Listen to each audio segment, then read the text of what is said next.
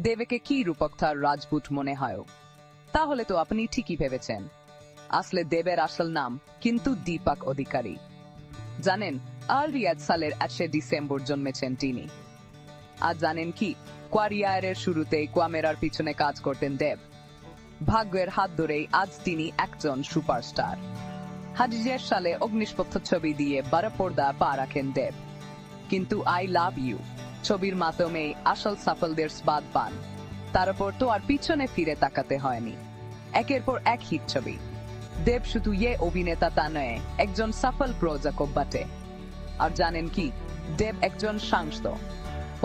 2012 সালের লোকসভা নির্বাচনে জয়ী হয়েছিলেন তিনি। তাহলে দেবের জীবনের এই চমকপ্রদ গল্পটা কেমন লাগলো? আরো জানতে আমাদের চ্যানেলের সাথেই থাকুন। ভিডিওটি লাইক এবং শেয়ার করতে ভুলবেন না। আর সাবস্ক্রাইব